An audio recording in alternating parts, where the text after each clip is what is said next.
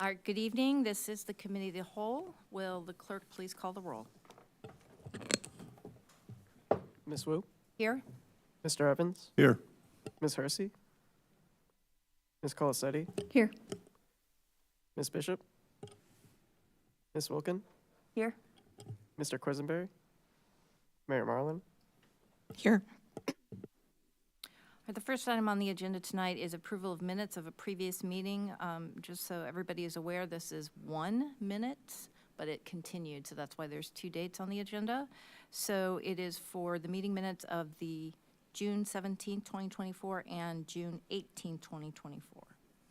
Can I have a motion?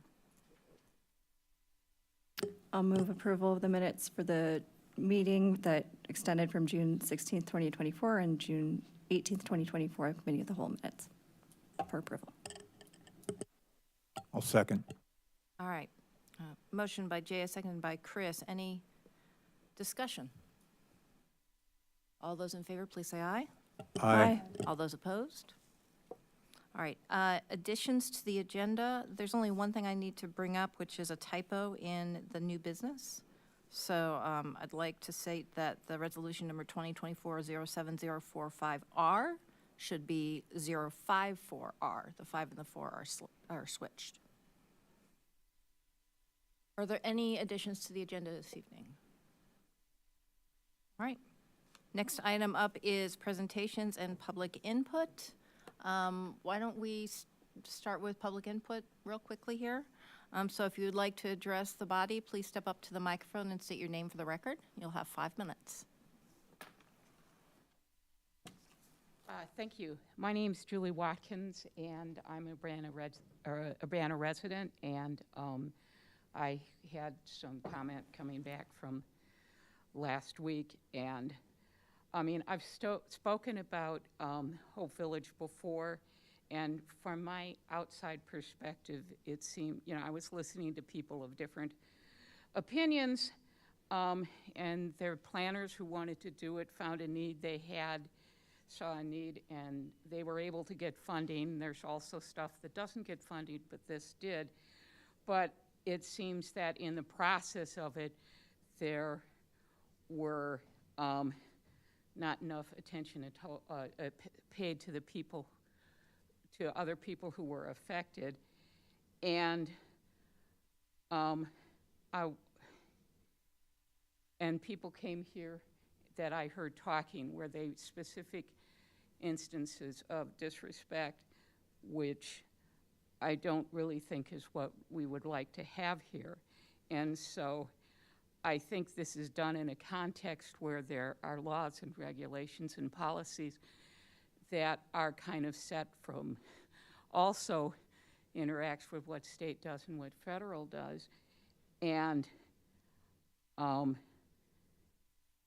like for instance, when we were talking about homeless, there was this Supreme Court recent case that came before where the people who were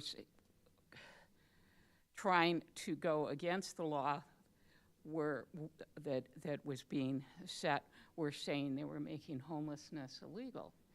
And it went up to the Supreme Court, and a majority of the Supreme Court sided with the city. Well, that's not the way we are usually here. I mean, township wouldn't do that. I mean, we didn't need to. We voted to give them more money so they could help more people. And so I think some of the comments that were made last week, it was people saying, well, this is the policy and this is the law and you should follow it, and you shouldn't complain about it. But there's also a social contract. And especially when the laws and policies are set up, people have shown how there are certain biases. And so if something is created that favors one person over another, it's not really a social contract. Really, it's a bad use of social contract to say you should go along. I mean, laws change because people realize after it's been for a while there's a problem, right? And then we want to work on it a bit. So I just thought that I'm losing my thread, but it just bothered me that they were using that kind of thread when other people aren't paying, that some things are not really, there's systemic issues that should be taken into account. And I hope the people who were disrespected, that now that we know they have needs that have been there for a long time, I hope the neighbors can say, oh, well, we didn't really mean to forget about you, so we can do something. And I mean, the other thing I wanted to mention is that you were talking last week about setting up the alternatives to policing working group, trying to figure out the system. Other people have talked better about that than I could, but I would like to be in agreement that whatever system we do locally, it is not within the hierarchy of police department, because it's supposed to be we want to have an alternative way, and that's what people have been saying. So thank you for your consideration. Anybody else like to address this body this evening?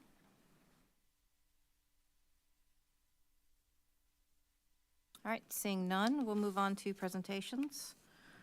We have a presentation on tenant-based rental assistance from the Reentry Pilot Program update from the Champaign Regional Planning Commission.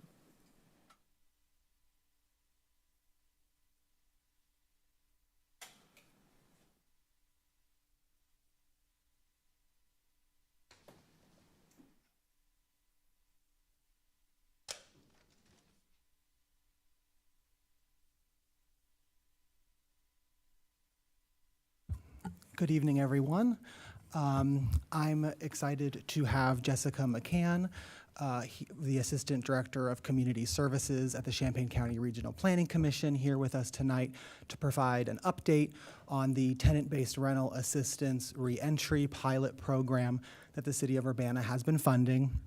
Just to provide a little context, so to date, the city has provided $250,000 in funding to this pilot program, and I wanted to make sure council had an opportunity to hear about how that program is going, updates, successes, and put plans for the future for that program. So I will turn it over to Jessica. Sorry about that. Hello. Thank you so much for the opportunity to present today. As Braden said, my name is Jessica McCann. We're happy to be here today. And so today we'll be sharing about a program that was piloted by Regional Planning Commission. This was through a partnership with RPC through the City of Urbana Home Consortium. And we partnered alongside First Followers and Hope for Women to administer this pilot. So as many of you know, every program begins with a need. The need that led to the start of this pilot program were the barriers seen to employment and permanent housing due to a background associated with incarceration. Many times we see this leading to a housing crisis for formerly incarcerated individuals. And those who were formerly incarcerated, we have found, are 10 times more likely to become homeless, according to the national survey, based on the 5 million formerly homeless incarcerated individuals living in the United States. So from this need, the idea for the tenant-based rental assistance program, reentry program, was birthed. The goal for the TBRA reentry pilot program was for households to be served to be able to stabilize, maintain their residence independently, and ultimately to be able to pay housing expenses on their own once the tenant-based rental assistance program ends. What the program offers once participants enter is 1 year of a rent subsidy, a security deposit upon entering housing, as well as monthly housing counseling sessions. To expand on that a little bit further, in addition to the subsidy, Regional Planning Commission has a HUD-certified housing counselor And we are able to provide sessions that focus on budgeting, tenancy, and tenant rights as well. So that's something that we've seen our participants really grow in during this time.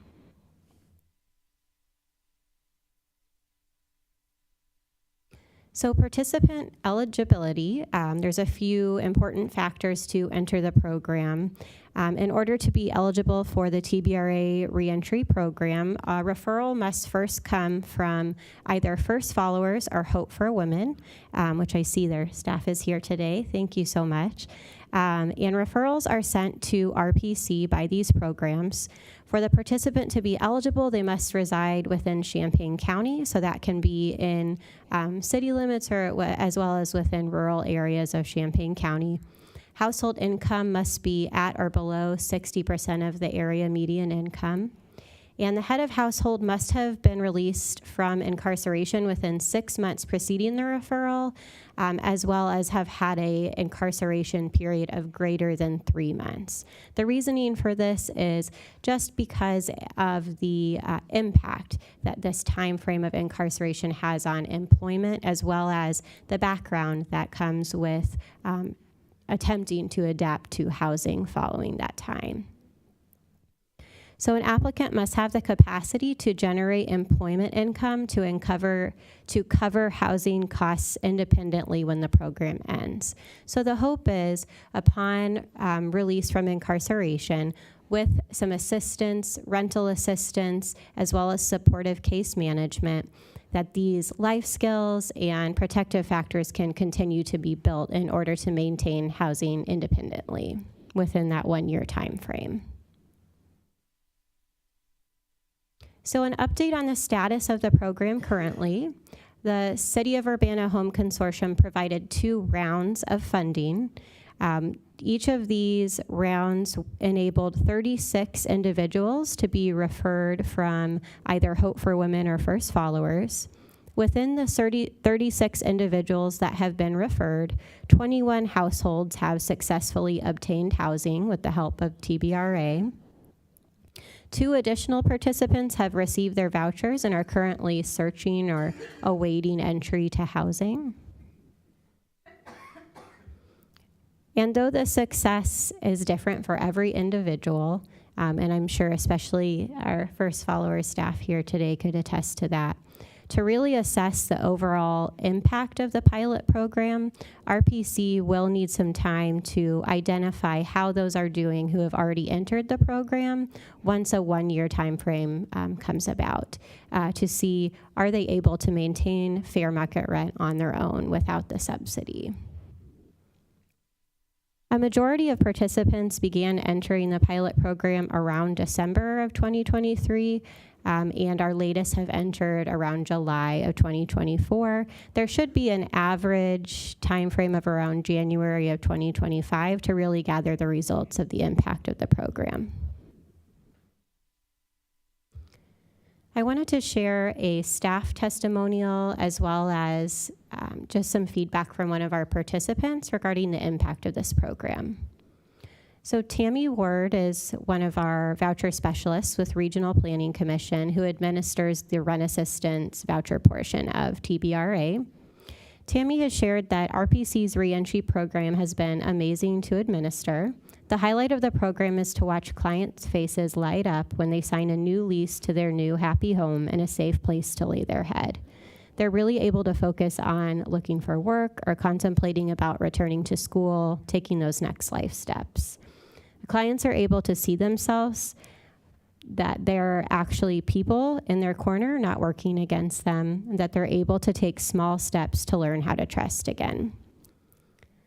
And finally, I wanted to share about one of our program participants who we have changed names for confidentiality.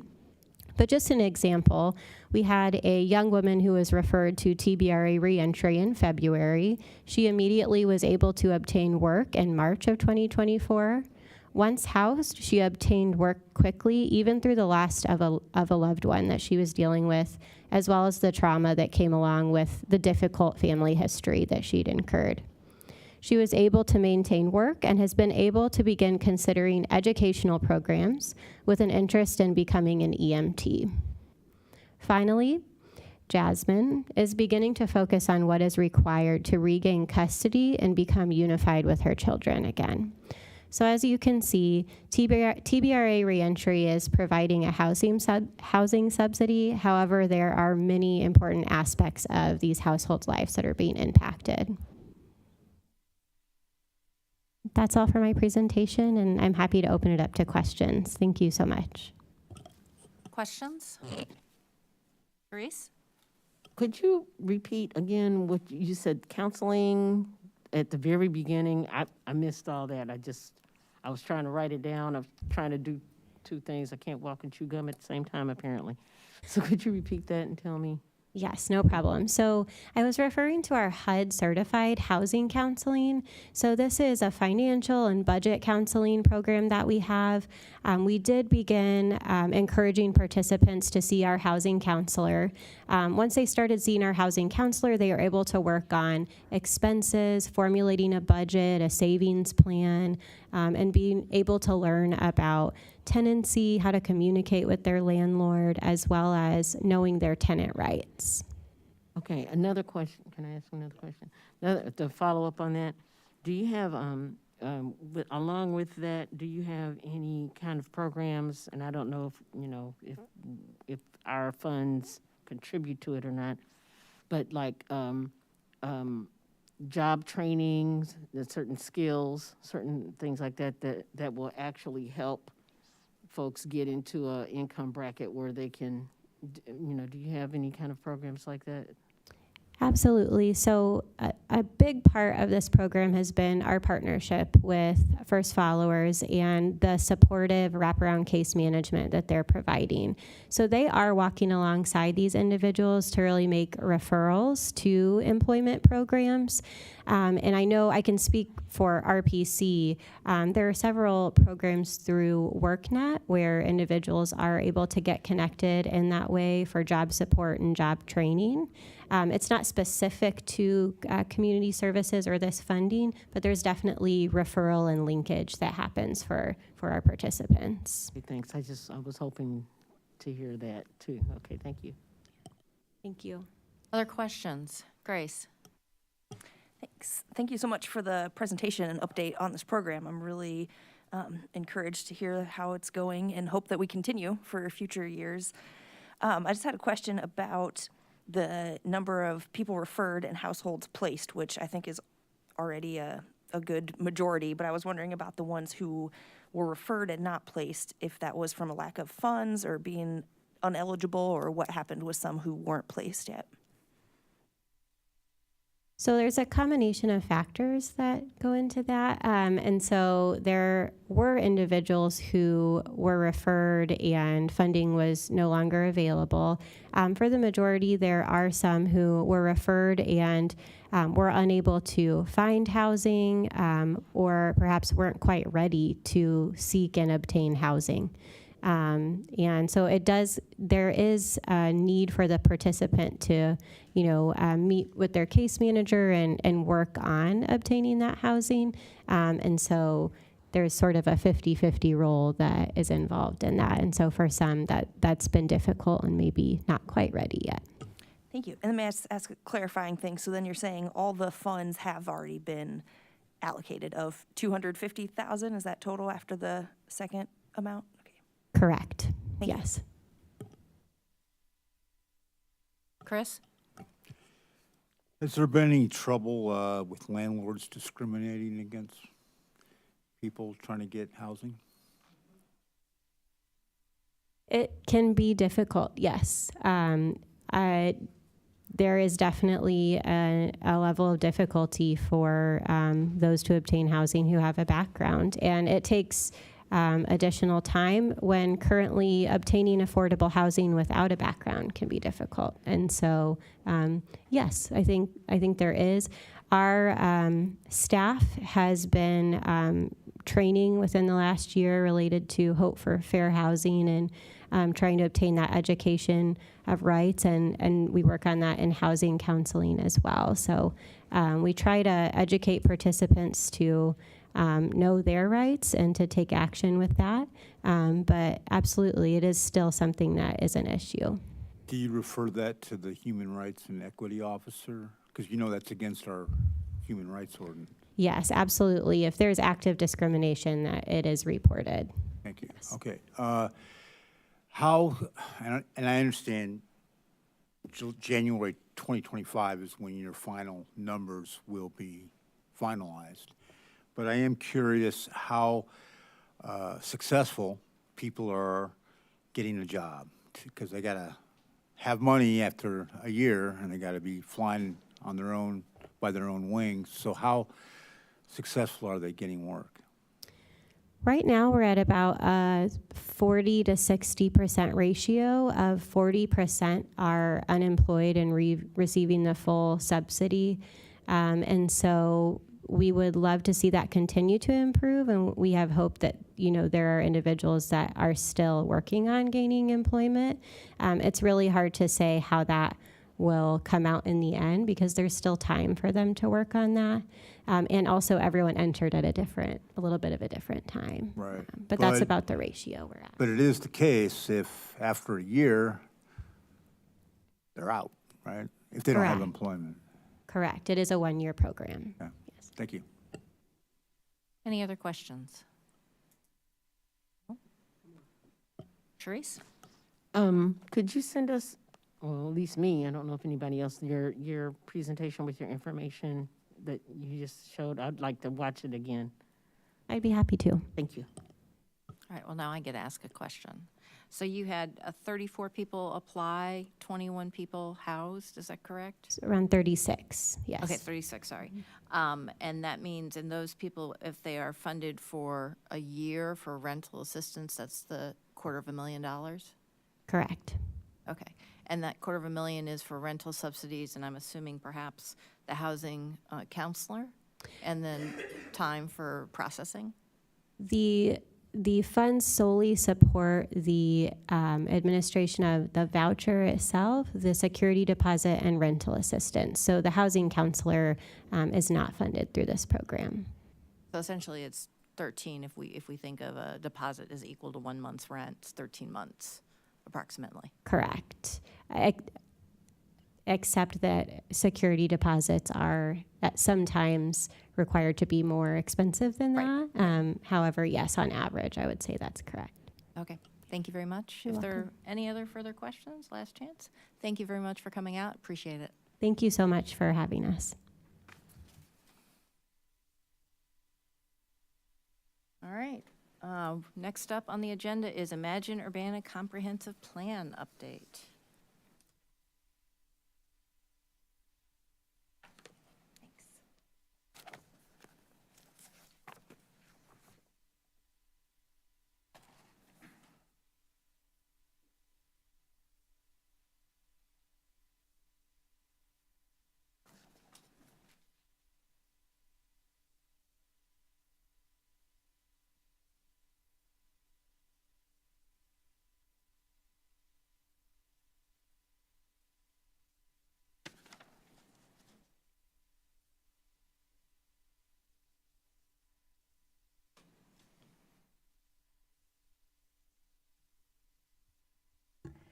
Good evening, Council. Kevin and I are thrilled to be at this point in the Imagine Urbana Comprehensive Plan process and really excited to share with you an update this evening. Tonight, we're going to review the purpose of the Imagine Urbana Comprehensive Plan, just kind of a refresher of, it's been a while since we've had an update, and just to kind of remind you of things that have happened in the past. We're going to take a look at the roadmap that we first presented to Council back in September of 2020. We'd like to review how we got where we are tonight, and then also introduce you to a draft of the Imagine Urbana's table of contents. Then we'll walk you through the review process for adoption. And again, this is all tentative, and one of the things we wanted to remind Council is that the Plan Commission is the one that recommends it to Council, and they have not seen this yet. Tomorrow, they will be given access and online capabilities to review, and then we'll start that process, and it'll go public at that time as well. Okay. So just a kind of a brief primary on what's the Imagine Urbana Comprehensive Plan. I think everybody knows it's our community's vision for what Urbana should look like in the next 20 years. And most comp plans are 20 to 25-year plans, and I think you all know our plan dates back to 2005. So we're right on schedule to be updating that. It also articulates the goals and strategic actions that make that vision a reality. And in our comp plan, we're calling goals big ideas, and we're calling the action items big moves. And the reason I passed out a handout tonight is there's some slides that have a lot of information, so I thought it'd be easier to give you the handout as well. And then it also serves as the city's primary long-range planning document, so it's a guide for the future development of our community. So this roadmap was first presented to council in summer of 2020. And like I said, that's why you have a handout, because it's kind of hard to read as a slide. Direction was given at that time to make our process as inclusive as possible and to hear the voices of those traditionally not involved in community government.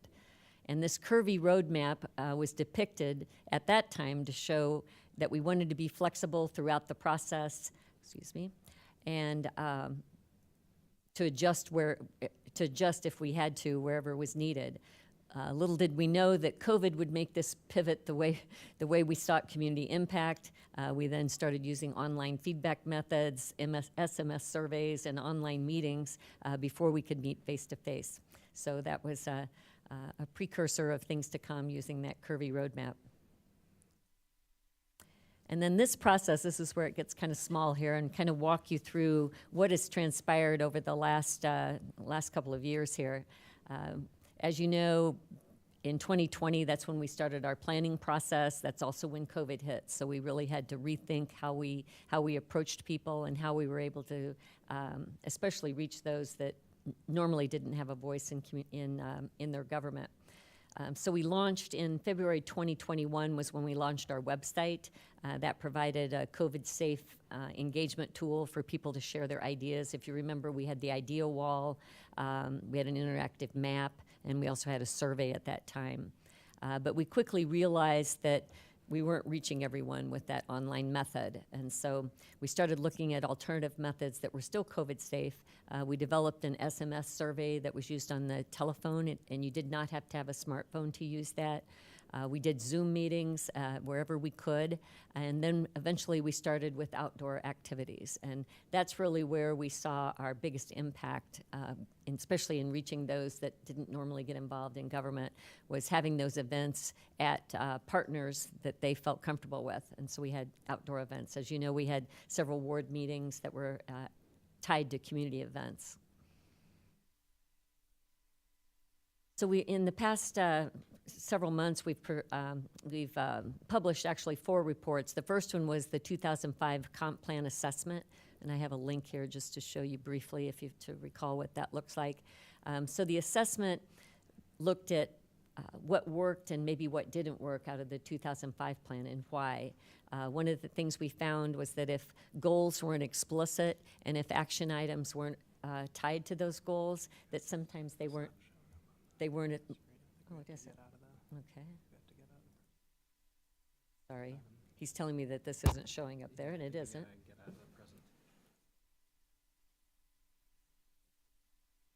Sorry. And we don't have to look at it, but. We currently see the Imagine Urbana published reports page. That's what's on our screen. Is that, Yeah, and Okay. it's not showing the link. Get out of this. Close it or stop it? Okay. We're gonna have to close the PowerPoint to get, okay, sorry, then we'll have to get back in. Apologize, that's something we didn't see coming. So this assessed where there were maybe weaknesses in the plan, not anything that was egregious, but just how things could work better. And again, like I said, it was looking at, we had an executive summary that talked about that it was more successful if goals were actually very clear, succinct, and that it had action items tied to it. And if it didn't, then often things just they didn't happen. It wasn't easy to measure, and so things didn't happen. So some of the things we learned, looking through a citywide lens via a neighborhood lens. One of the things in Imagine Urbana, and we've talked about this before, is that we'd like to see neighborhood plans, but that's not part of the comp plan. The comp plan is a community-wide lens, and then we'll get into the specific neighborhood plans. And so that's part of our action items in Imagine Urbana. Just looking at, again, action items, what we prioritized. So these are several lessons we learned. Equity integration was another point that it had the fewest number of goals, and so you can imagine then maybe it wasn't as successful because we didn't prioritize that. Time spent planning. You know, as you know, we've worked to plan this for the last several years, but really got full-blown probably in 2021. So these are just some of the things we looked at, but that plan was published in September of 2021. Okay, so I got to go back into this, sorry. Well, I might as well just go to the next one, but I got to do the link. Yeah, sorry, this is cumbersome. I'm going to go into this one. We'll go. Okay, that one worked. So then we published the results from phase one. That was our community outreach, the broad community outreach, where we were at many events. I'm just going to focus on one slide here with all the different activities that we had. So we had presentations to 28 community groups during that time. We mailed out postcards to 21,000 households that had the Imagine Urbana website. It was also done in 4 languages, so people knew how to get on that. We had it in Chinese, English, French, and Spanish. We had 15 board and commission meetings with our partners. We had 24 neighborhood meetings, 26 community events, and then we went door to door, and these were the hours that we spent going door to door. We had several University of Illinois students helping us with that time. We had 44 students, so we were able to reach a lot of folks door to door, which that was really helpful. Some of the things we heard then, 5 themes developed out of that initial community engagement: housing and neighborhoods, city and community services, community health and safety, transportation and infrastructure, and cultural and economic vibrancy were the most important topics that came out of that.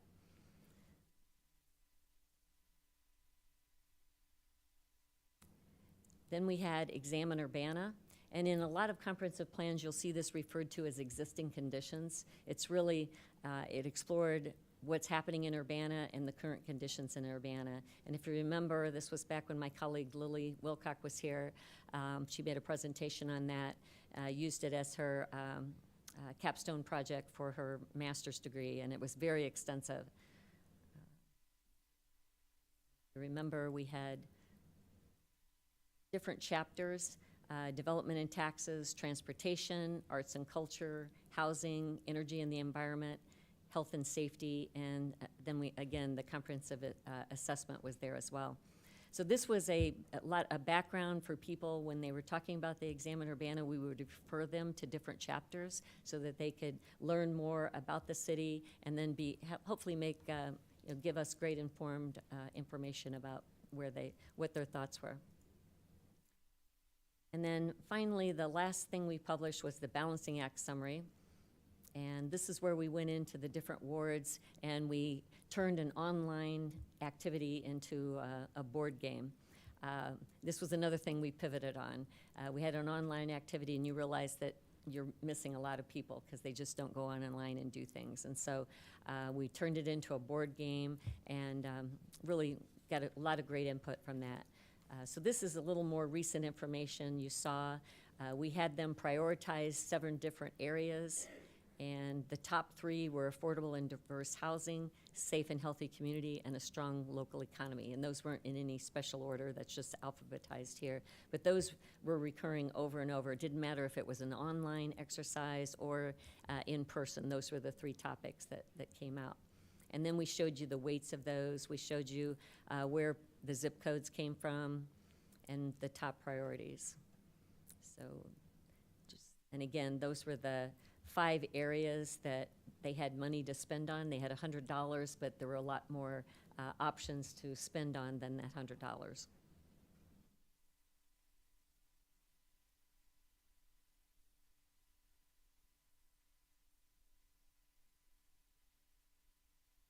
Okay, so next, I'd like to show you the table of contents draft, and again, this is just a draft. Plan Commission will be starting to review this tomorrow, but we certainly wanted to give you an idea of what to look for.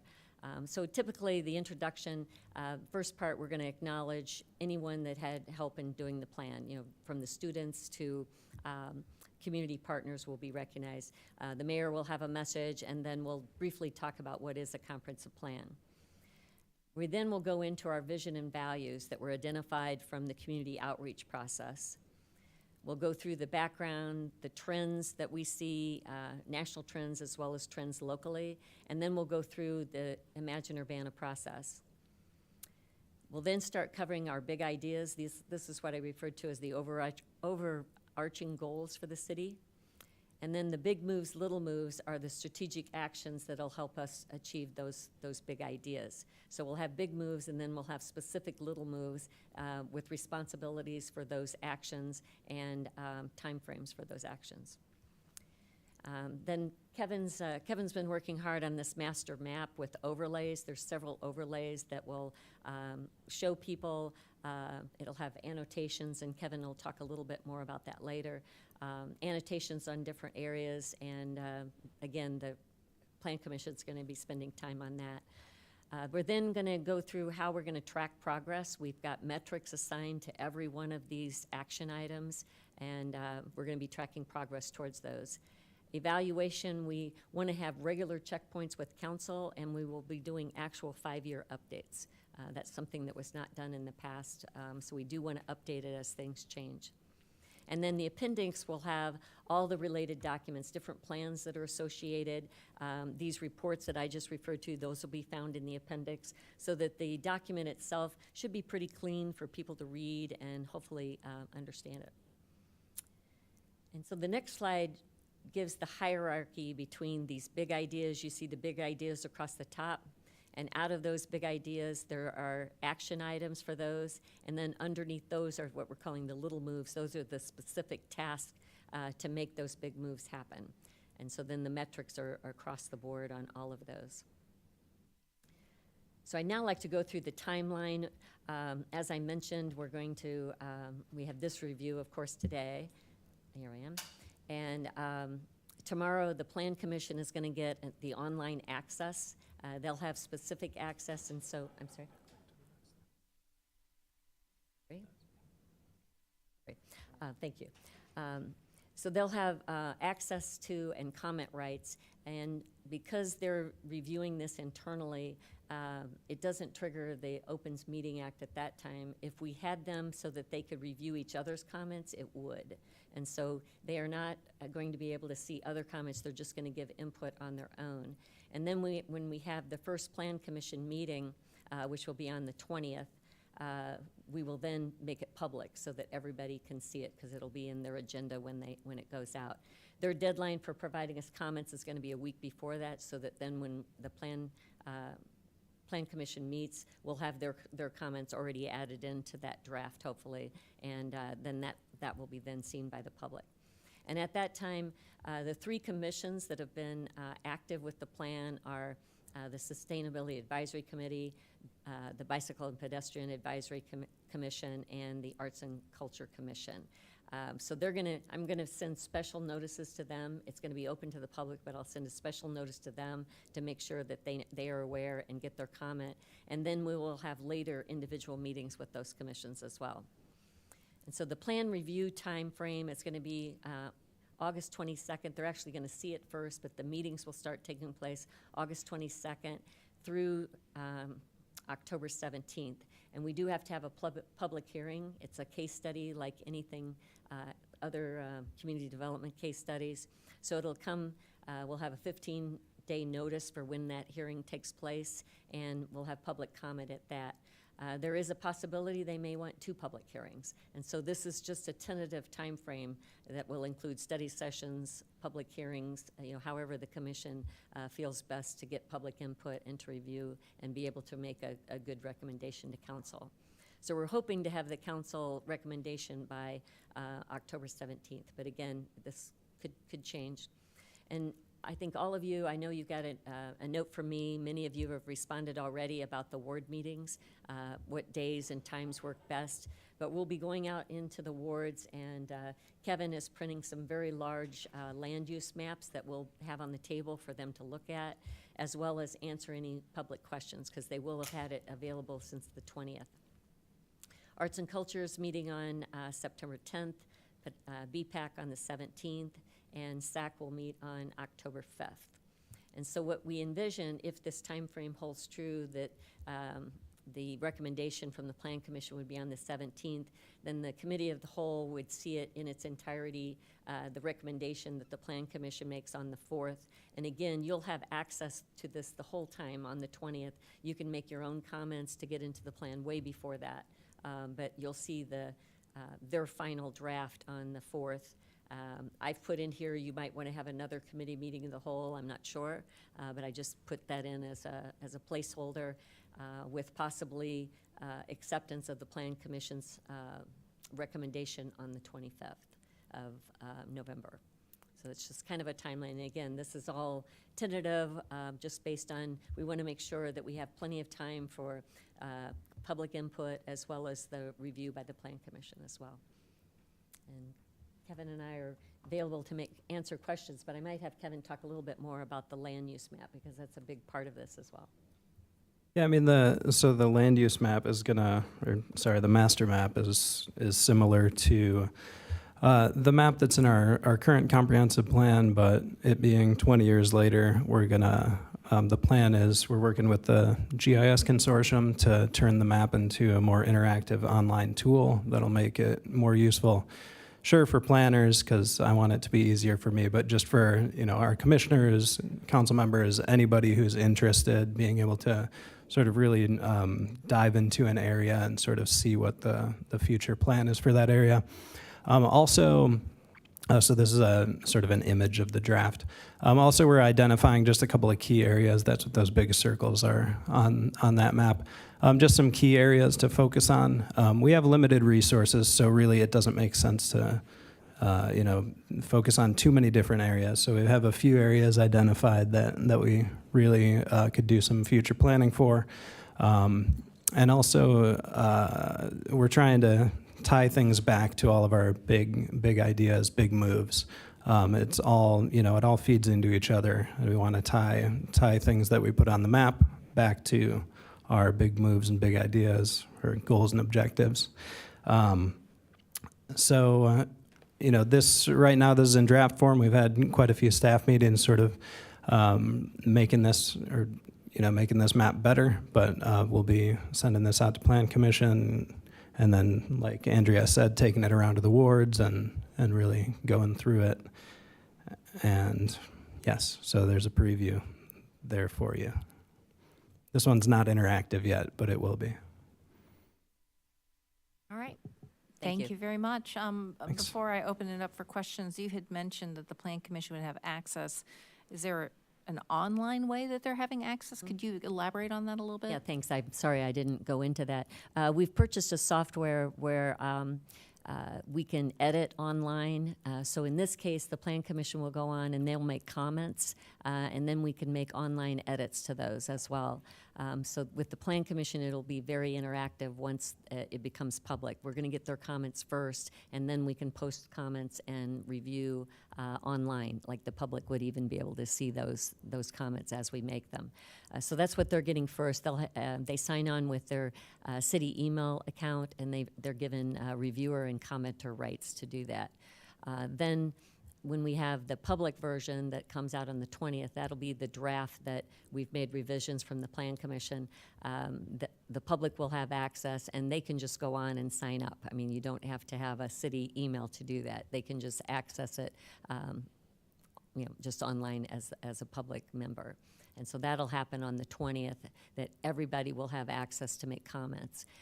However, we also know that a lot of people don't do that they don't go online. And so that's why we really want to be able to go out to the wards and talk in person to people about the plan. It can also, PDFs can be printed directly from that online version at any time, and we'll have some printed versions available. We'll put them at, like we did for the past reports, we'll put them at the library, different public access places, the clerk's office, so we'll have written documents too if anybody wants to come and get a paper copy and look at. And approximately how long is the paper copy? It's really not that long. I think wanna it's say- coming in at just under 60 pages. Oh, And that's with all short. the appendix, but if you don't have the appendix, I think it's about 20? Yeah, something like Yeah, I'm not totally sure. Yeah. But again, you have to recall that Examiner BANA, which is that existing conditions report, which goes above and beyond most existing conditions reports. That's not part of the plan itself. That was sort of a standalone thing. So if you were to include that, I don't know, this would be what, 5,000 pages, something like that. I So- hope not, but yeah. All right, okay. Questions? Therese? Thank you for this update. What I would like to know, are any of the links that you were talking about still working links? For imagineurbana.com, yes, it still is. So the public can still go in and like do the balancing act thing, or they can go in and, Those have closed. The results are those- up there, but the actual exercise itself has closed, because we Okay. made that report late last summer. I guess I was just kind of hoping that people who hadn't heard or had been able to actually participate in that may be hearing about it now and go, oh, light bulb. They'd like to probably try to do something like that now, even, just to, I don't know. So that's why I was wondering if any of the links were still working, not just with results, having results, but actually giving people still the opportunity to do, even though it won't be counted, but just to understand how this whole comprehensive plan thing is going. Sharice, I'll check into that just to see if maybe we could, like you said, we can't put it into the, the numbers that we have, but yeah, just for an exercise, let me see if we can activate it for that purpose. Our license may have expired on that, but I'll find out, because I think that's a good idea. Okay. All right, any other questions? Grace? Thanks for the update. I'll look forward to seeing the full plan. I was wondering, to have access to the document after the 20th, is there a registration requirement like there was throughout this process? I'm pretty sure you can do it anonymously, but that was a question I was just thinking about a minute ago, so we'll make sure to get that answered for you. Yeah, I think if we could have, Unless you if we know. could have a PDF or something. I still think that's how you lose a lot of people. That's how I'm lost. I totally Once you agree want with me to that, register Grace. and put in my email and make a password, I'm probably not My doing it. understanding is it's not, but I'll get the exact sign-up process for the public. I think it was pretty seamless, that's why we chose it a couple of years ago, but I'll find out what the exact sign-up process is and you. do that. And if people did have additional input that they wanted shared and counted, would it make sense for them to share that with the Plan Commission and Council throughout the approval process? There's still, that public input window. Yeah, I mean, there's a couple ways that you could share your input. Certainly comment on the draft plan. I'd say that would be number one. To get comments officially added to the public record, your best thing to do there would be to come to the Plan Commission once the public hearing is opened. But we also will be having study sessions in advance of the official public hearings. So you can come to essentially any Plan Commission meeting between the 22nd study session and, whenever they make a recommendation to council. So you're So saying e- July 22nd, there's a study session with Plan Commission? That's the first one, yes, and then. August 22nd. August 22nd, and then at Okay. every Plan Commission after that, this will be a topic. So whether it's a study session or a discussion item, so public input would be appropriate at all those. And I had just one more procedural question about with it coming to Cal on November 18th. and approved at council on November 25th. I don't remember with this type of thing if that typically goes to Cal first after coming from a commission for approval rather than just discussion. Well, when we did this back in 2005, it came to committee first. So we're just going to continue doing that, and I think that would just make sense anyway. Okay, I just wanted to confirm for approval, Unless you have right? different No, ideas, just yeah. the 18th says discussion. Well, we put in there twice if you wanted committee of the whole to stay in committee for another session. I know that that's happened before, if it's a big case that you'll want to study it again. So that's why we put in an extra date there. But you may decide, it's fine, or if you want to add it another one. So we're trying to be flexible. It's whatever the council feels at that time. If you feel like you have enough information, we'll go with it. But if you need to study more, we'll do that as well. Okay, but just wanted to clarify that it would be an approval action item on the 18th, not a discussion, because those are different items for our meetings here. Probably, sounds like. Yeah. Let me get that slide. And again, these dates are all tentative, so it's, where are those slides? Keep going. going. Oh, it was forthcoming. Okay. Let's see. One more. One more. There you go. Okay. So the official approval has to take place at City Council. So we got that penciled in here for the 25th of November. But you'll get the recommendation from the Plan Commission on the 4th. That'll be part of your packet there, what their decision is, because they'll make that at their 10/17 meeting if the schedule holds, and then it'll come to council right after that, what their recommendation is.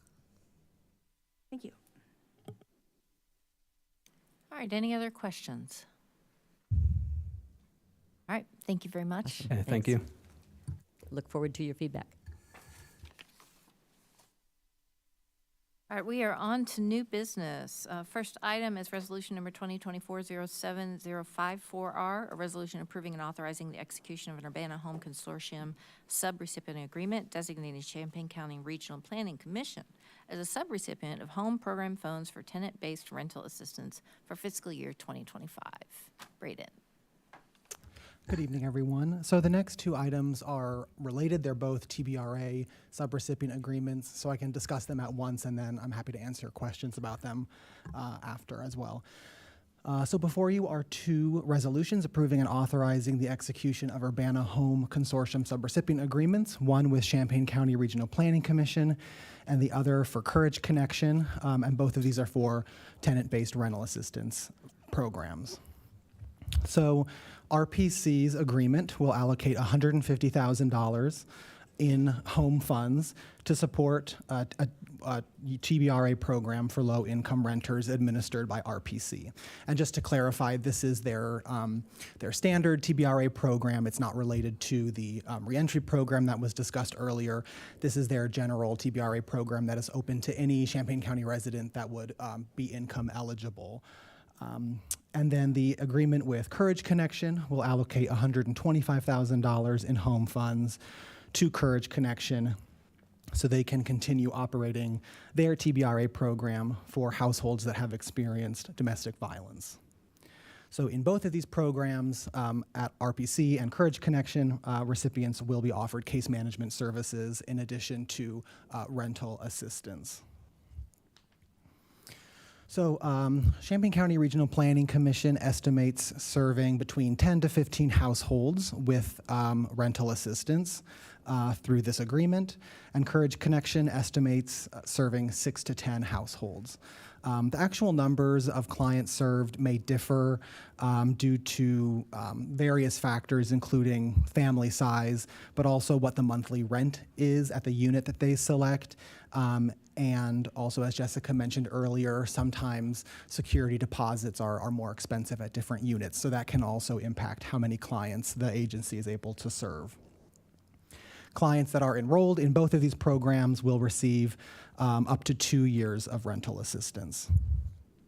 So I'm happy to answer any questions that you might have about those. Questions?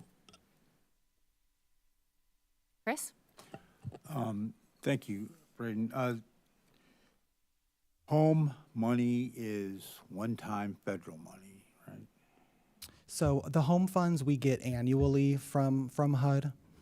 So it's an annual allocation that we receive. Okay, Yeah. so it will continue on in future years? Yeah, potentially. So, I mean, both Courage Connection and RPC, we have funded their TBRA programs for many years. So we do 2-year agreements. I'm sorry, because again, it's a 2-year program for the client. So every 2 years, we'll do a funding agreement for the program, and our home funds are annual, and the funds must be made available to anyone county-wide, because we're in a consortium with Champaign and Champaign County. So any renter who needs rental assistance, if they are if they can apply for the program, and then they can search for a unit really anywhere in Champaign County. Okay, so what you've just mentioned tonight will be countywide. That's correct, for both RPC and Courage Connection. Good, thank you. Hi, Braden. Thank you. The number of households assisted through these two entities, is the 10 to 15 and the 6 to 10 the same sort of average numbers of the previous years? Yeah, that's typically what, and those numbers came from the agencies. They're just kind of estimating at the beginning of the year how many clients they think they'll be able to serve. Sometimes it's maybe a couple more, sometimes it's less, again, depending on family size of the referrals that they get, or again, if landlords are charging 3 months rent for security deposit or whatever that situation may be. And then the monetary allocations, how is that decided, or has that just been the amounts for years? The amounts of these agreements? Yes. So that's what the agencies requested. Oh, Yeah. okay. All right, thank you. All right, Grace. Thank you. So it says in here it expires in summer 2027. Is that right? It's not just a year for this? So in the agreement, and I'll try to clarify this, so if you look in the agreements, we give them some flexibility with the end date of the agreement, because, so for example, if they were to enroll a client today, that client would be there until, July of 2026. But it's possible that they might get a client next June, and we wouldn't necessarily want the agreement to come to an end if they, just are starting to enroll someone. We want to make sure that there's that 2-year funding. So the agreement would go through 2027, just to provide some extra flexibility depending on timeline of when clients are accepted into the program. I see. Yeah, that totally makes sense. Except that's 3 years, right? Do you need 2? Yeah, that would be 3 years. Okay. Yeah. So the agreement is 3 years. Individual clients are eligible for 2 years of assistance. Oh, I see. Yep. Okay, cool. Thank you. And then I had just a few more little ones here. Is having children a requirement for this? It is not a requirement. Okay, I was just confused on that, like page 2 that says like households with children under the age of 18. Oh, whose heads of households are underemployed? I guess I just wasn't sure if that was reading like it was a requirement. No, or that's not a requirement. The only requirement, one of the main eligibility requirement is that you're considered low income. So both programs have enrolled individuals, but then also they do enroll families as well. Can you point to the? Yeah, page 2 of the agreement, 46 of the packet, the last paragraph under section 2, terms of project. I have a page 46. Which page of the agreement? Page 2. I'm sorry. Page 2 of the agreement, I believe.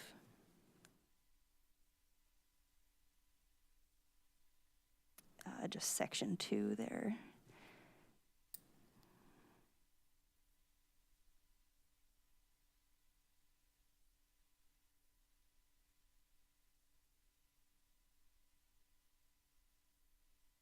I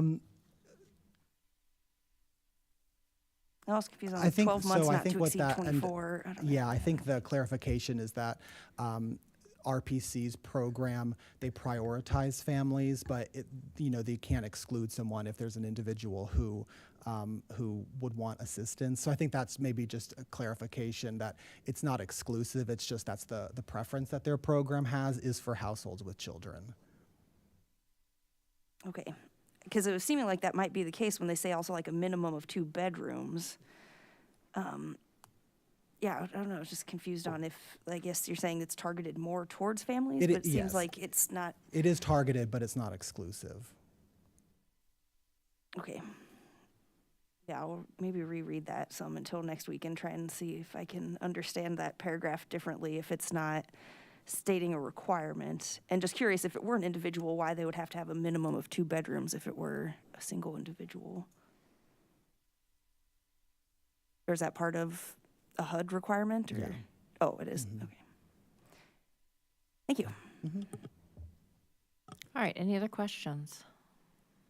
I would entertain a motion. Chandra? Should we do these together or just, I guess separately, it's only 2 of them. I'll move for approval of resolution number 2024-07-045R, a resolution approving, 5-4. Oh, it is.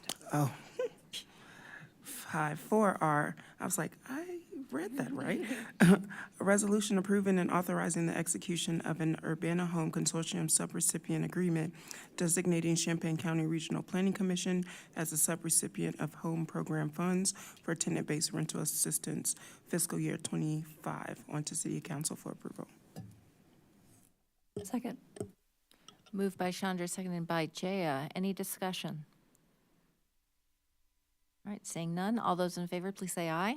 Aye. All those opposed? All right, that moves forward.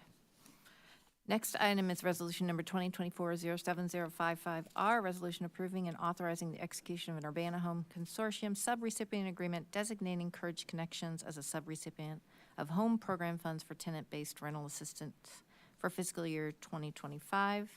I would entertain a motion for that. I'll move approval of resolution number 2024-07-055R, a resolution approving and authorizing the execution of an Urbana Homes Consortium subrecipient agreement designating Courage Connection as a subrecipient of home program funds for tenant-based rental assistance FY25 for approval to the City Council. Second. Moved by Jay and seconded by Chandra. Any discussion? Seeing none, all those in favor, please say aye. Aye. All those opposed? All right, that moves forward. That ends new business. The next item is discussion of the Alternative Response Task Force, which is a continued discussion from last week. So I'm going to turn it over to you, Diane. Thank you, Mary Alice. Yes, just to continue from last week, where you saw a potential list of people or organizations who would be invited to serve on the Alternative Response Task Force. It's pretty similar to what was there last week. I believe we added Immigrant Services as a 14th service provider area. So the list right now is 14 organizations or service provider areas plus 4 representatives from City of Urbana representing Department of Community Development Services, Urbana Police, Fire, and Urbana City Council.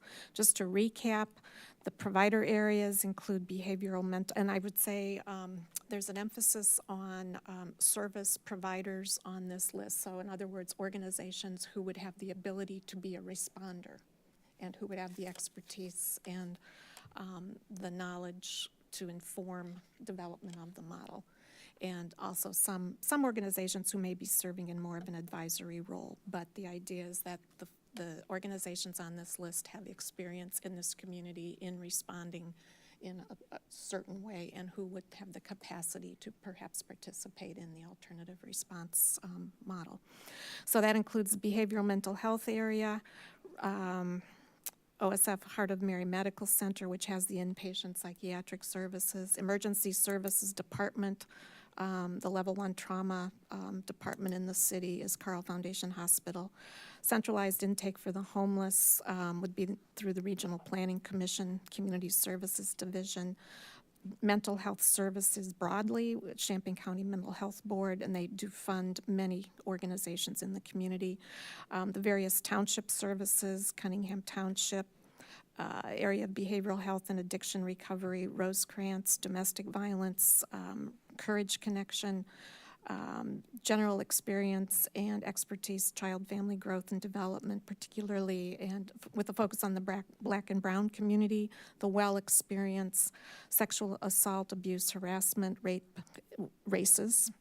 The 911 dispatch center, that's the countywide. We have one system in Champaign County, it's countywide, that's MedCAD.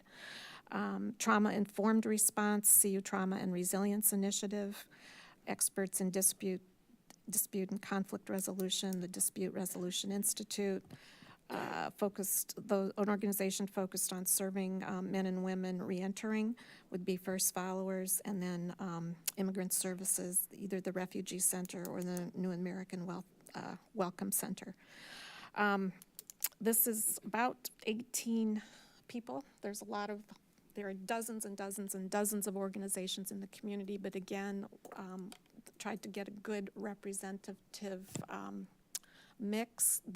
These organizations came through a variety of sources, recommendations from service providers themselves, some recommendations from community members, council members, as well as city staff, and suggestions by Barry Dunn. So tried to pull together a representative list.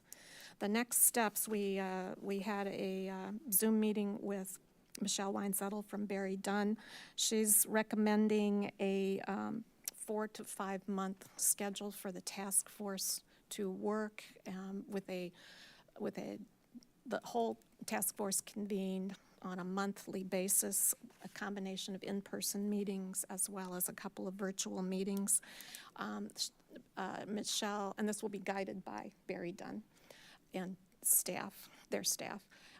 She envisioned people serving in more of an advisory capacity might have 1 to 3 hours of prep time outside a task force meeting. Those who would potentially be active participants in an alternative response model would have more time, more of a time commitment in terms of prepping for the meetings. But they estimate it might be 4 to 8 hours a month outside of the task force meeting. But that's all going to depend on what the task force decides to do once they start meeting. And they're proposing that the first 2 meetings are in person, and then might switch to a virtual meeting. But anyway, they hope to get this convened, I believe, early September. Is that right? Yes. By the time, the point we're at now is we now have to invite people to participate. And it's possible that not everyone on this list will have the capacity or the ability to participate, and then we'll, or the personnel. So we want to extend an invitation to participate. That's going to take several weeks to get everybody lined up and confirmed. There's some logistics to work out as far as meetings, location, format, that sort of thing, and we want to make sure we have all that lined up before we begin. And the intent is to make it as transparent and open as we can, and still be able to get the necessary work done. So a lot of details to work out. Looking forward to this break between council meetings to get some of that work done. But if you can give a thumbs up on this as a beginning point to extend invitations, then that will allow us to get invitations out to the organizations and pull together the membership with the task force. Diane, does this task force have to abide by the Open Meetings Act? Carol, we're looking into that. Well, Matt has actually been thinking about that very topic, and he's going to prepare some written guidance for us, but it technically will not, and Matt, you can feel free to join in, because it's not a formally, I don't want to say formed, chartered group. It's more of an ad hoc temporary group, but our plan is to have as many features of the open meetings as possible in terms of transparency for the public and creating records of the work of the group. But it would allow members of the group to talk to each other. For instance, they wouldn't be bound by the rules. They wouldn't have to have a quorum necessarily. They're not taking votes. I think they'll work by consensus. Are there any other things you want to add, Matt? I think you've covered the primary points. I think that a key distinction is that it's more like a working group of sort of interdisciplinary, interagency subject matter experts and staff members, along with some electeds, and less like a commission or a board that's formally appointed by the council and functions on an ongoing basis as a subcommittee of the public body. Okay. You will have to comply that no more than 2 members of the Urbana City Council can serve on the committee. That's one of the major things. And there will be a lot of work, I would expect, done outside of these once-a-month meetings. I mean, that's where a lot of the hard work is going to get done. So it will involve perhaps subgroups of this task force actually working on specific areas. Chris? Sorry. Yeah, is the public going to be allowed to attend the meetings, and will they be recorded? The plan is definitely to record the meetings and make them publicly available. I think we're still working out the logistics of allowing the public to attend, but not participate, because there's supposed to be a focused agenda. So we're still trying to figure that out. Grace? And what would be the avenue for broader public input? Because I hear you saying it's not technically OMA requirements, and I appreciate trying to still make it advertised and open and recorded and shared as much as we still can carry on to all that. But what about that broader public input when people do want to have that few minutes to speak their time, and maybe not at every meeting, but I'm wondering what is that avenue for the general public? So I think I want to just share what the takeaway, my takeaway from the conversations that the mayor and I have had with Michelle from Barry Dunn, and that is that the output of this group, it will be one or more, I'm going to say approaches. We can use the word models, but it's for the council to make decisions. So it's recommendations, it's structure, and so forth. It's not going to be fully baked, right? So these are things, here's our recommendations, and then the council, if there's one or more, and the council can take that up and then discuss that, get feedback from the public, and then we can start to flesh out the details of it based on the council's appetite for that particular approach. The cost, that's something that there's going to be, I would say, order of magnitude costs associated with this. And are these affordable options? Are these options that are sustainable options, and so forth? And I think it's largely after the ideas come out of the group and with the partners that are able to step up, not without resources, but that are, willing and able to do that, that the public really will be able to get an opportunity to weigh in, and that is at the decision-making point when you all have it in front of you.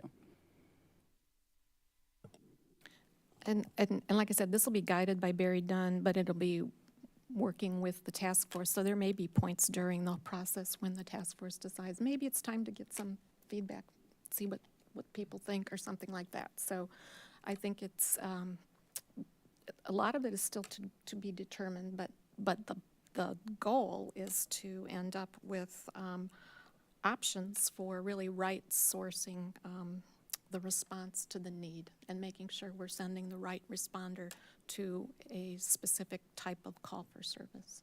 So, Grace? I'm still trying to understand, here my question is, if this approach with the community task force with Barry Dunn leading it was part of the original plan or RFP. Yes, getting a nod saying yes, okay. So then there's no additional cost for the work with this task force. That's already part of our agreement. It's already part of the agreement. We will need to extend the agreement, though. Timeline but at not no the cost. cost. Correct. This is part of what you've already paid for. Okay, and so you're saying at the end of this is part of the recommendation, because I knew that Barry Dunn was gonna make the recommendation and that they recommended doing it with the community, and it makes sense that they would make that recommendation with the community. I guess I just wasn't entirely clear that's what was happening, so I think it makes sense. I hope that the community partners here can still have a meaningful input. I hope that it's not kind of overly guided into a preconceived idea of what the output is gonna be. So I'm looking forward to listening along. Again, absolutely insist that they are recorded and shared publicly so that everyone can follow along. Anyone of the public, especially with council members being limited, I absolutely think that everyone needs to be aware of what's happening in these conversations if they want to give input at a later time when they can. Well, absolutely, and Barry Dunn has emphasized over and over again that this is, each community they work with is unique, and it's customized to the community, and it is driven by the community. They're there to guide the conversation, and guide you to an endpoint of the task force, but it's going to be very much tailored to the community. I do want to just, maybe it's obvious, but I feel like I want to just say it, that the meetings where the task force is convened, which I think the mayor mentioned would be about roughly 5 times, some in person, some virtual.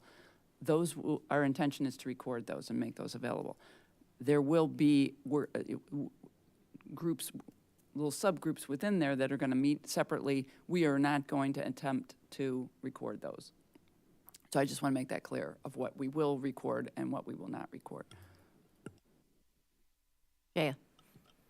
Thanks. I'm going to state again that I do have a conflict of interest, but I think it's an important question. Have there been any thoughts about compensation for the task force members? Or if we're talking about 3 to 8 hours outside of meetings, many of these are smaller organizations. We're asking them to spend that much time working on this. That's kind of a heavy load. There is money that was set aside, and part of the idea that I think that council had was that at some point early on, there would be a budget that would be presented. I think that staff is largely going to be preparing that, and one of the things that Braden reminded me of when we were talking about this is, and it will be staffed by staff in Braden's group, Braden being one of those people, but also another staff person assisting with logistics, is they are largely funded by grants. So we'll have to figure out a budget just to pay the staff who are working on this. But if it is the desire of council to compensate the individuals, we could come up with a proposed structure for that. If that's part of how you want to spend those funds, we can come up with a structure for that and propose it for your consideration along with the rest of the budget. Jaya? Yeah, I'm going to recuse myself from any further conversation on this because of the conflict of interest, but I do think it's worth noting that it's a considerable amount of time that we may be asking of people. Any other comments, questions, concerns? Grace? Just reflecting on the compensation bit, I don't have a clear, strong opinion at the moment. I definitely, believe in paying people for their time and wanting to, acknowledge and value and reciprocate their efforts and time put into this. And also have the other side of, I think it is relatively short-term as far as the planning, I think 4 to 5 months. I don't know. I think it's a hard one. And things we also have to think about our taxpayer budget to operate the program and things as well. Kind of down that slippery slope. I think what I remember from the budget conversation, we were talking about, well, what about snacks and refreshments and then compensations? And I can definitely see the value in those things. And I can also see how we have a limited budget. And I don't know. This sounds like something I would add that many hours for 4 or 5 months voluntarily, but I'm not, I don't know, I take on more than I need to probably. So I'm torn between those things, but I think it's an interesting point for us to consider. I think one thing about potentially giving people a stipend or of some kind that we need to think about is, we don't want to disadvantage people who have other responsibilities. Maybe they need a caretaker to come in so that they can participate. Maybe they need something that we personally might not have to do ourselves. But this was the rationale that was given when we put the township board back on a stipend, which is small, but the idea was it would cover some of those incidental things so as to not disadvantage any group of people who could contribute to the conversation. So I just wanted to kind of bring that forward. I think a small stipend would be appropriate. I don't think it's I realize we're spending taxpayer money, but we are also asking people for their time and for them to be committed to the process. And I think that giving a small stipend of some amount, I think could go a long way to showing that we are invested in this. I did check, and I didn't have to pass the chair because this is a discussion item. Carol, you wanted to say something? Okay. And then I did email everybody today about just putting my name out there that I would like to be part of the task force as a city council representative. But of course, that's up for all of the council to decide on the membership. Chandra. What time of day will these meetings be? The time of day has not been determined. I can tell you Because I would think like these are all people, groups, entities that, I wouldn't say 9 to 5, but essentially working day. So I would assume the meetings would come together during the working day, no? Ideally, that would be the case, Yeah. as long as their work schedules can accommodate that. They anticipate the first organizational meeting will be 2 to 3 hours. The month 2 meeting, 4 hours. I mean, these are once a month, but pretty intense meetings. So yeah, that's where the water and snacks come in, is just to keep people Yeah, fed so and- like half a day in the morning or half a day in the Yeah, afternoon, yeah. that's what I'm imagining. So I don't know, like, the part about childcare and stuff, like, I would think that that would be something they have already, since they'll be at work technically. I mean, I do, again, like Grace said, sort of am torn between the stipend and no stipend. Yes, definitely pay people for their contributions, but also this is voluntary. You're asking them to be a part of this. They can completely say, no, our organization is swamped right now, but, we can't show up, but here's a memo on our thoughts or something. So I think that, some people are passionate about having this in our community, that they would do it whether there's a stipend or not. And then additionally, I know this is something that, all the council members are interested in. So how is the determination made which council member will be represented? That's up to you all. That's who I'm asking. Oh, sorry. Grace? Yeah, I'll go back to the council one, because I also had questions, maybe thoughts on that. As far as, just an idea out there too about the groups, I don't know if we were envisioning that there's like one designated person, or I was imagining maybe let the group kind of figure it out. Like, for example, if one of these groups, you have a main contact and a backup contact person, and that they can figure out amongst themselves. I think that maybe hopefully gives a little less pressure than like asking one specific person. It's kind of, who amongst your organization has the potential capacity to do this, and maybe rotating, like send a representative from your organization.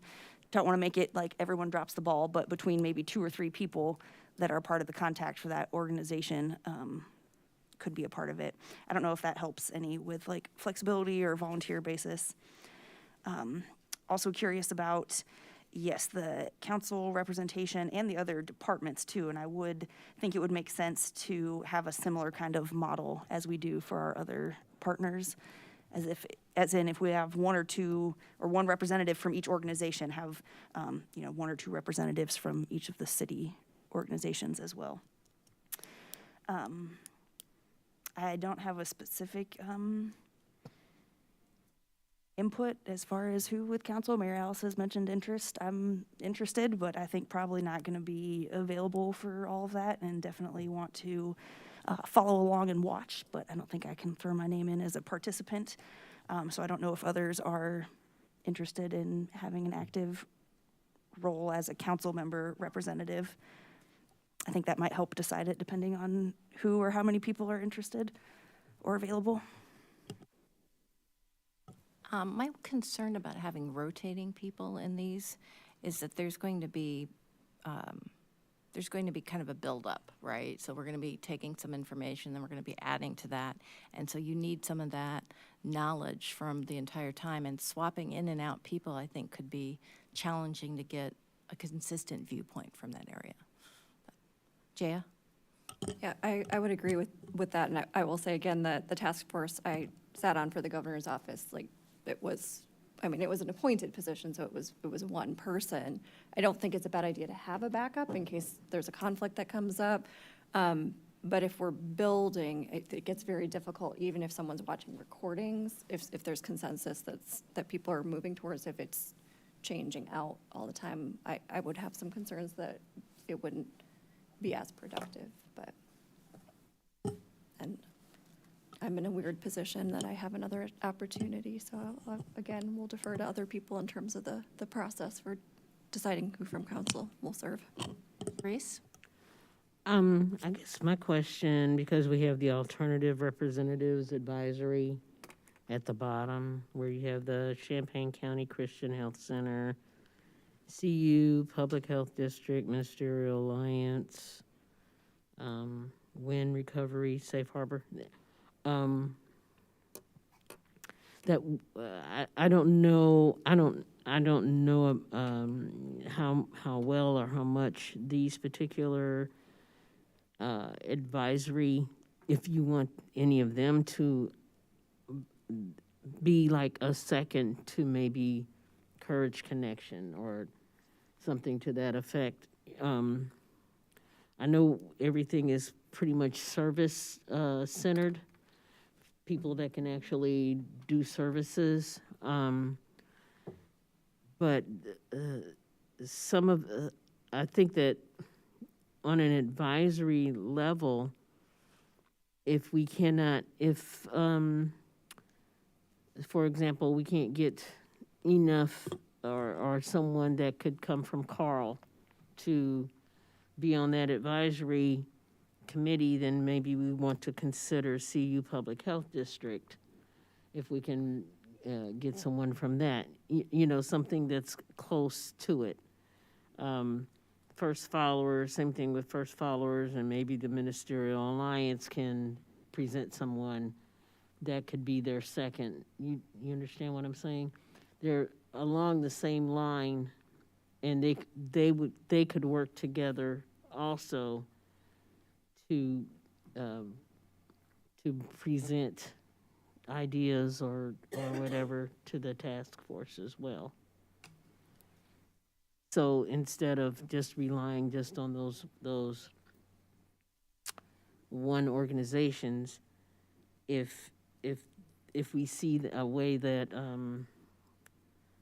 that one of the advisory representatives can work in concert with another organization that we have in that top list, that maybe they can work together so that there will always be somebody in that same mindset or that same line of service that would be on the task force that could be working. I don't know if I articulated that correctly. Diane? It just occurred to me that I think the good news is I think 4 or 5 of the organizations listed here have already volunteered to participate. So we've got a good head start, actually. Grace? And then I hear Diane saying that she's looking to us to give kind of an okay on this list for Barry Dunn to start moving and sending out invitations? Is Well, that actually, correct? the invitations will come from our office. Okay. They thought it was better for it to come from the city rather than, Yes, that Barry makes Dunn. sense. But I mean, they'll help draft it and things still, right? pardon? Will they help draft the letter, but it's coming from the Yeah, city they, office? they provided some basic information, especially as far as the meeting format and that sort of thing, and then we can add whatever we want, you know, extra information. Thank you. Yeah, that's, so just for my 2 cents, I think this list is looking okay. I appreciate the discussions and some of the things that we've shared and agreed upon tonight. I don't know if it would make sense to consider in the letter, you know, with inviting them to participate and what might be the goals, the time commitments, possibly ask, I don't know, even like a short survey, like, you know, is your organization able to participate in this? And would you be able to do it voluntarily, or would you require a stipend? I think would be an interesting question of the organizations, unless that makes an extra step, because like I said, I'm definitely interested to consider it. And if, you know, most of them come back and say yes, but, you know, there's a chance maybe every single one says no, we would do it voluntarily. I think it might be worth the ask, but I'm curious as to other council member thoughts on that. Well, the ones who've as I said, we do have several who have volunteered already, so I think you'd get a mixed response, but. I was thinking something similar. You probably will get a number of people who say yes, and then you'll get a few people who will say no. And so then what do? Do you only give the people who say, I need a stipend, and not give it to the rest of them? So I think that probably the majority of the people will say that they will volunteer, but there might be a few out there who don't have it within their ability to volunteer that amount of time. It also depends if it's through the workday or not. That'll make a huge difference. So, which I assume most of these will be during a workday.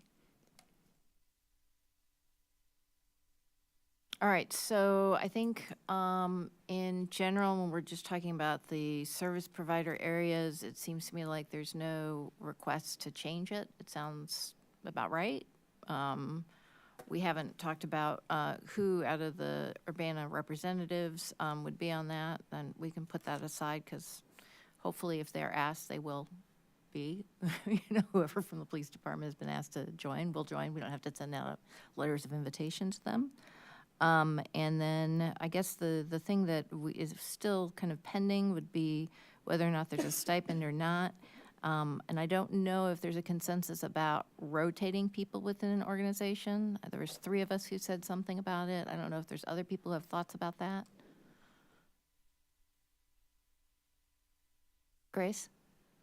Yeah, I definitely see the issue with rotating and that longevity. I guess if, I don't know, if there's a way to maybe have, you know, if we're doing some kinds of organization coordinating with the groups, do you have your main contact person and like a backup?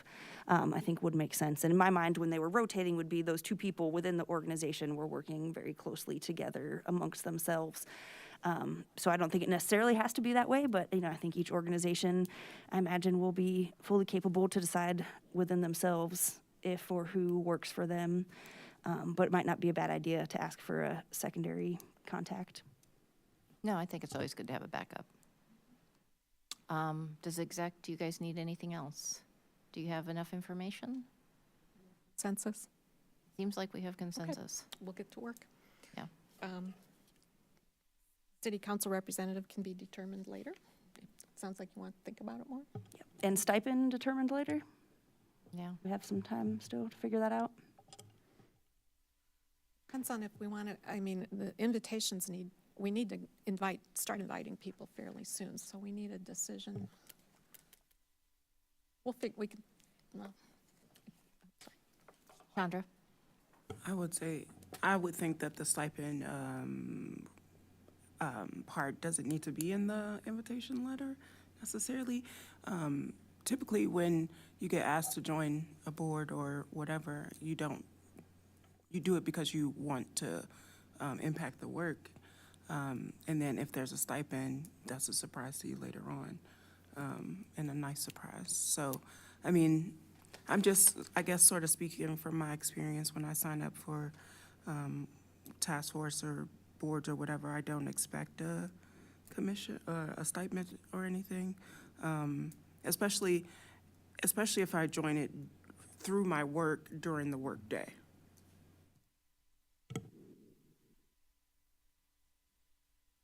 All right, so are you okay with not including stipend information in invitation letters? Okay, all right. No other comments? Okay, then I will close the discussion item. We will go on to the last item on our agenda, which is council input and communications.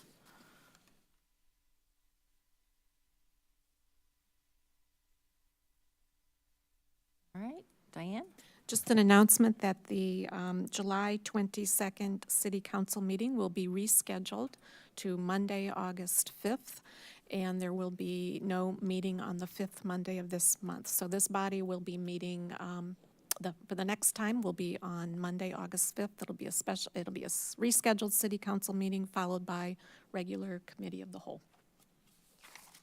Okay, well, with no further business in front of this committee, this meeting is adjourned. Thank you very much.